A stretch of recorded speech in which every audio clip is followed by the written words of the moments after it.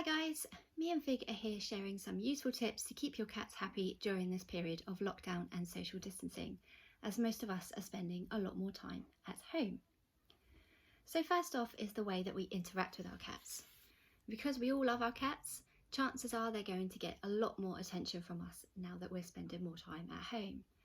Hopefully they're going to be loving all of the extra strokes, cuddles and playtimes, but of course some cats are not going to be loving all of this extra attention and would rather be left to their own devices for the 8 hours a day that they're used to. To help make sure they're enjoying it, keep stroking sessions short and sweet to try and leave them wanting more. Rather than finding them and disturbing them in their sleep, call them to you instead, as they'll probably be more open to stroking if they've gone to the effort of coming when called. And look for signs that they're enjoying the interaction.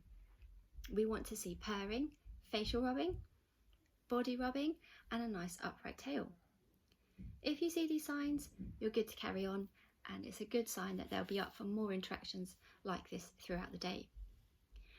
Signs that they're not loving it, of course, are ears turning back, the tail swishing, becoming more tense and turning their head sharply towards your hand as you're stroking them, and of course hissing and growling are a given. If you see any of these warning signs, it's a good idea to leave them to their own devices until they're in a more sociable mood. With children being home, this is the perfect time to teach them about these warning signs and other cat facts, such as where on their bodies cats are more accepting of being stroked, and where they're definitely not supposed to be touching. For most cats, we want to keep the stroking around their head and face, but it's a good idea to avoid tummies and paws, but all cats are different. This is also a great opportunity for children to bond with the cat. However, this needs to be done carefully to make sure the cat's having a good time and the children are safe. Some cats might find being stroked by children a little overwhelming, so children can play with them instead, making sure to use appropriate cat toys that minimise the risk of their hands getting in the way, such as fishing rod toys or tossing ping pong balls for them. This is also a good way to tire your cat out if you're trying to work from home and you can't peel the cat away from your laptop. The next thing to consider are the cat's resources. These are things your cats need: food, water, litter trays, scratch post, beds, toys and so on. And some thought needs to be given to these during lockdown. The resources may have been positioned perfectly prior to lockdown, but with people spending more time at home, they might not be so ideal at the moment, and you might end up with a behaviour problem on your hands if the cat no longer wants to use them.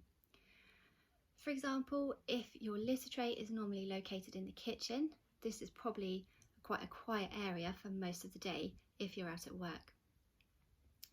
But now you might find the cats are put off using them if the kitchen becomes a more busy area of the house and people are coming and going throughout the day, cooking family meals and eating them together too. So in this case, add an extra litter tray to make sure they don't decide to go and use somewhere else for toileting. And the same would apply for all resources. Provide extra food bowls, water bowls, scratch post beds. Provide extra around the house to give them that extra choice of where to sleep and where to use these resources. And they should be positioned all separately from one another and placed in easily accessible but quiet locations. And finally, for many, lockdown is the perfect time for DIY, redecorating or a spring clean. Just bear in mind that these can all be really stressful for your cat, as they disrupt the scent profile in the house and cats identify their territory through scent. So avoid doing the whole house at once. Keep cats separate from any really smelly jobs like painting or using strong smelling cleaners. And you could always use a Fellaway diffuser to help them cope with any potential changes you might be making. So that's it for now. If you want to know more, International Cat Care have produced a free webinar on meeting your cat's needs by the amazing Vicky Halls. Thank you for watching. Do share if it's useful. Stay home, enjoy the extra time with your cats and take care. Thanks. Bye.